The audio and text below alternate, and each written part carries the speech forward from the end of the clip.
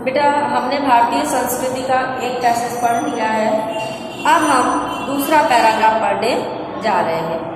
तो इसमें डॉक्टर राजेंद्र प्रसाद ने क्या कहा है कि भिन्न भिन्न धर्मों को मानने वाले भी जो सारी दुनिया के देशों में बसे हुए हैं, यहाँ भी थोड़ी बहुत संख्या में पाए जाते हैं। जिस तरह यहाँ की बोलियों की गिनती आसान नहीं है, उसी तरह यहाँ भिन्न भिन्न धर्मों के संप्रदायों की गिनती भी आसान नहीं है। इन विभिन्नताओं को देखकर अगर अपरिचित आदमी घबरा कर यह कह उठे कि यह एक देश नहीं बल्कि अनेक देशों का समूह है, एक जाति का नहीं बल्कि अनेक जातियों का समूह है, तो इसमें आश्चर्य की बात नहीं है। क्योंकि ऊपर देखने वाले को जो गहराई में नहीं जाता, विभिन्नता ही देखने में आएगी। पर विचार करके देखा जाए तो इन विभिन्नताओं की तह में एक ऐसी समता और एकता फैली हुई है जो अन्य विभिन्नताओं को ठीक उसी तरह से पिरो देती है और पिरो कर एक सुंदर समूह बना देती है। जैसे रेशमी धागा भिन्न भिन्न प्रकार की और भिन्न भिन्न रंग की सुंदर मणियों अथवा फूलों को पिरोकर एक सुंदर हार तैयार कर देता है, जिससे प्रत्येक मणि या फूल दूसरे से न तो अलग है न हो सकता है और केवल अपनी ही सुंदरता से लोगों को मोहता नहीं बल्कि दूसरों की सुंदरता से स्वयं सुशोभित होता है और इसी तरह अपनी सुंदरता से दूसरों को भी सुशोभित करता है।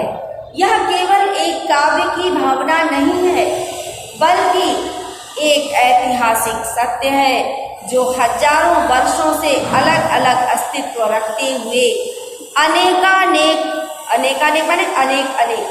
जलप्रपातों और प्रवाहों का संगम स्थल बनकर एक प्रकांड और प्रगाढ़ समुद्र के रूप में भारत में व्याप्त है, जिसे हम भारतीय संस्कृति का नाम दे सकते हैं।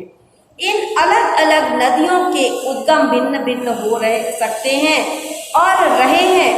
इनकी धाराएं भी अलग अलग बहती हैं और प्रदेश के अनुसार भिन्न भिन्न अन्न और फल फूल पैदा करती रहती हैं, पर सब में एक ही शुद्ध, सुंदर, स्वस्थ और शीतल जल बह रहा है जो उद्गम और संगम में एक ही हो जाता है।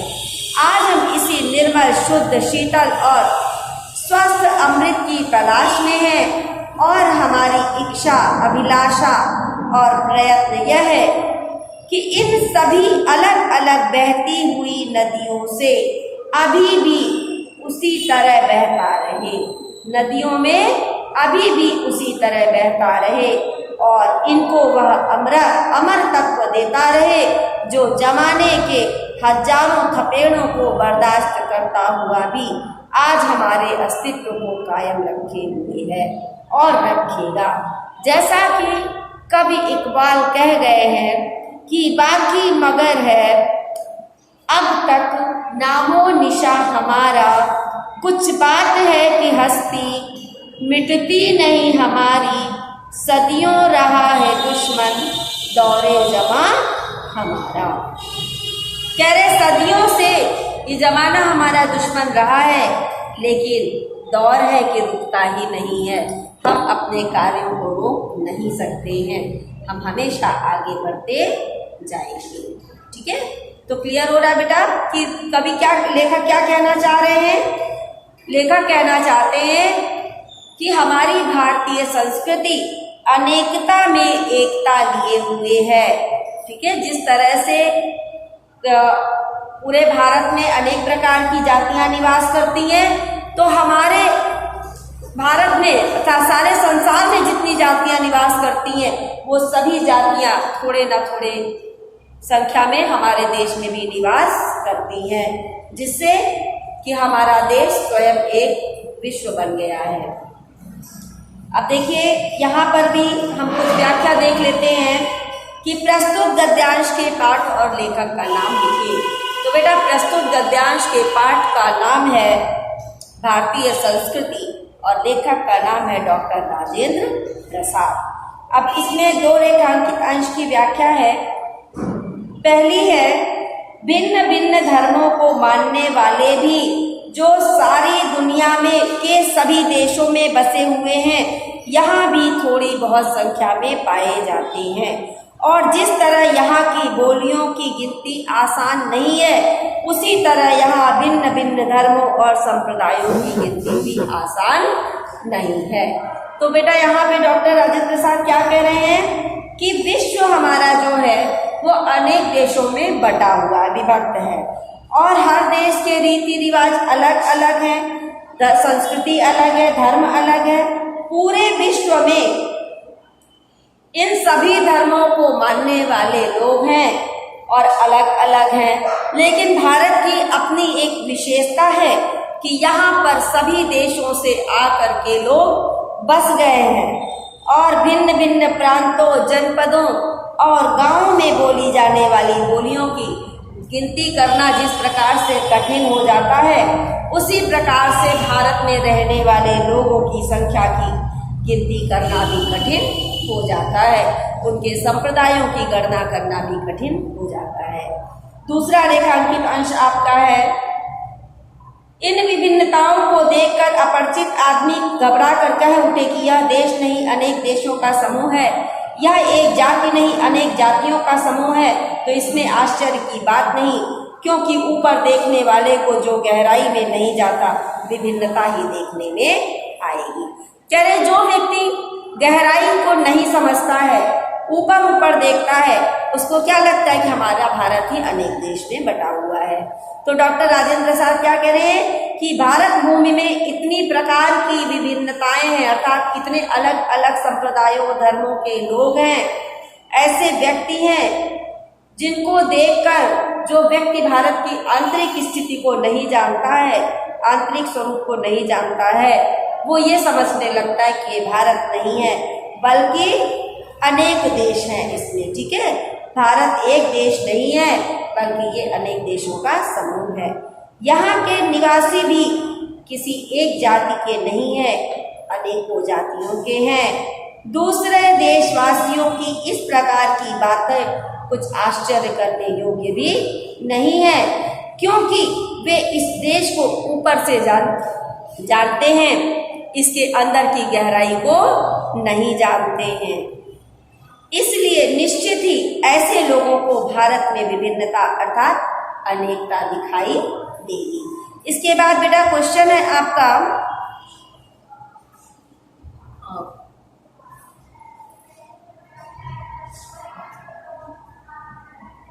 भारत के संबंध में कौन कौन सी बात आश्चर्य की नहीं मानी जानी चाहिए।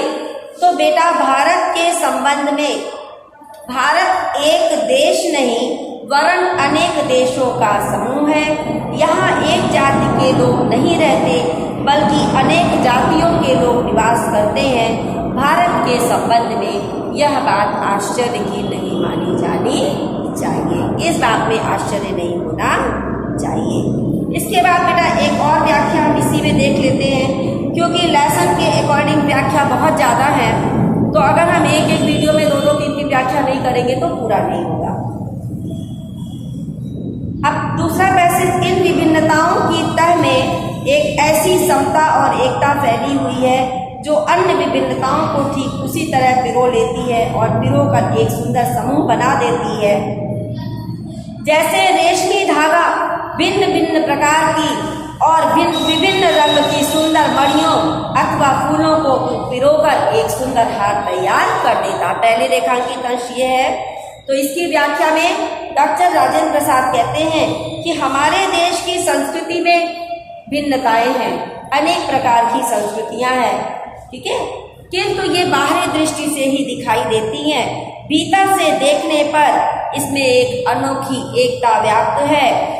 जिस प्रकार मोतियों और रंग बिरंगे फूलों को एक रेशमी धागा में एक साथ हार के रूप में जोड़ के रखते हैं, उसी प्रकार हमारी संस्कृति भी अनेक धर्मों, जातियों, भाषाओं तथा दूसरी विभिन्नताओं को आपस में जोड़े रखती है। एकता के धरातल पर हम सब केवल भारतीय हैं। द्वितीय रेखांकित अंश है जिसकी प्रत्येक मणि या फूल दूसरों से ना तो अलग है ना अलग हो सकता है और केवल अपनी ही सुंदरता से लोगों को मोहता नहीं, बल्कि दूसरों की सुंदरता से वह स्वयं सुशोभित होता है। इसी तरह अपनी सुंदरता से दूसरों को भी सुशोभित करता है। तो बेटा डॉक्टर राजेंद्र प्रसाद का क्या कहना है कि हार की प्रत्येक मणि या पुष्प, ठीक है, आपस में भिन्न भिन्न तो है, लेकिन जब दोनों को मिला करके हम देखते हैं तो वो अत्यंत सुंदरता प्रदान करते हैं। और ये हार और पुष्प जो है, इनको देखकर दूसरे लोग ही नहीं मोहित होते, ये दूसरों को नहीं लुभाते, बल्कि दूसरों की सुंदरता से खुद को भी सुशोभित करते हैं। तात्पर्य कहने का क्या है कि जिस प्रकार माला के फूल अपनी सुंदरता से दूसरों को मोहित कर देते हैं, और मोहित ही नहीं करते बल्कि दूसरों के गले में डाले जाने पर उनको भी सुशोभित करते, अर्थात जो लोग इन मालाओं को पहनते हैं वो भी सुंदर लगने लगते हैं। इसी प्रकार हमारे देश की धार्मिक, भाषागत और जातिगत विभिन्नता स्वयं को सुशोभित नहीं करती, बल्कि दूसरों को भी सुशोभित करती है। इसके बाद बेटा एक क्वेश्चन है, भारत के संबंध में प्रस्तुत गद्यांश में मणि या फूल की क्या विशेषता बताई गई है। तो बेटा प्रस्तुत गद्यांश में मणि या फूल की विशेषता के रूप में कहा गया है कि ये अपनी सुंदरता से लोगों को मोहित ही नहीं करते, बल्कि दूसरों की सुंदरता से स्वयं भी सुशोभित होते हैं। नेक्स्ट आपका है एक व्याख्या और है, यह केवल एक काव्य की भावना नहीं है, बल्कि एक ऐतिहासिक सत्य है जो हजारों वर्षों से अलग अलग अस्तित्व रखते हुए अनेकानेक जलप्रपातों और प्रवाहों का संगम स्थल बनकर एक प्रकांड और प्रगाढ़ समुद्र रूप में भारत में व्याप्त है, जिसे भारतीय संस्कृति का नाम दे सकते हैं।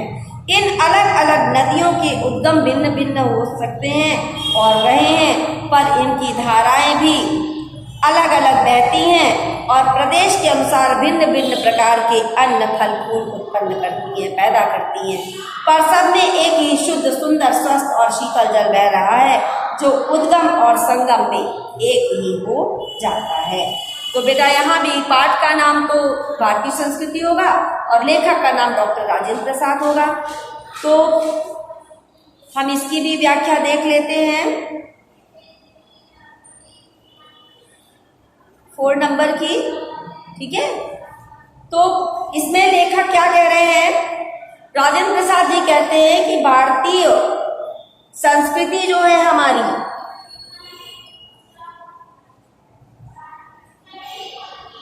भारतीय संस्कृति जो है हमारी वो ऐसी है कि रंग बिरंगे फूल, फल सब यहाँ पर उत्पन्न होते हैं, ठीक है।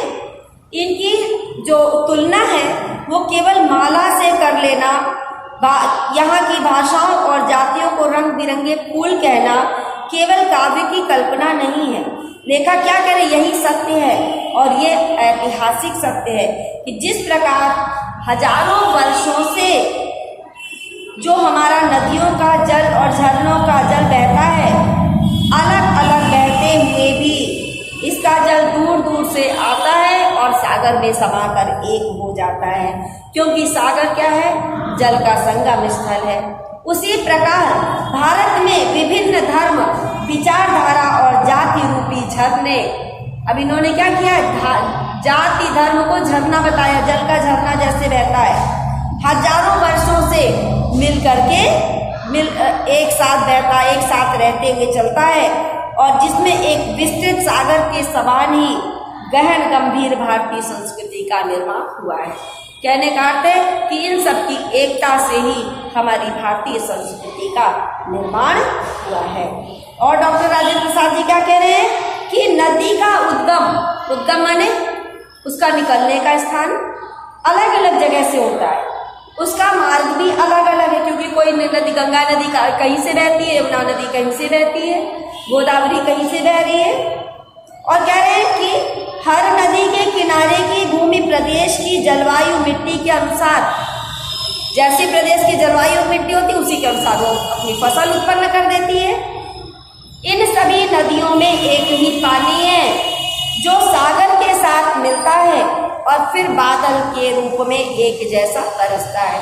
अब समुद्र का जल क्या होता है, सूर्य शोषित कर लेता है अपनी गर्मी से और उसके बाद क्या करता है, उसको फिर वर्षा करके पृथ्वी पर भेज देता है। ठीक है, जिस प्रकार नदियों के जल अपने उद्गम अर्थात बादल और संगम अर्थात सागर पर एक जैसा हो जाता है, बरसता है तो भी एक सा बरसता है और जब सागर में मिल जाता है तो एक जैसा हो जाता है, उसी प्रकार विभिन्न स्थानों से आई हुई संस्कृतियां अपने संगम स्थल भारतीय संस्कृति में एक सी सुख देने वाली और कल्याणकारी हो गई है। इसके बाद एक क्वेश्चन और है, भारतीय संस्कृति का नाम किसे दिया जा सकता है? तो बेटा भारत के विभिन्न धर्म, विचारधारा और जाति रूपी जलप्रपात और प्रवाह हजारों वर्षों से आकर जो भारत में व्याप्त हो गए हैं, इसे ही विस्तृत सागर के समान गहन और गंभीर भारतीय संस्कृति का नाम दिया जा सकता है। Thank you.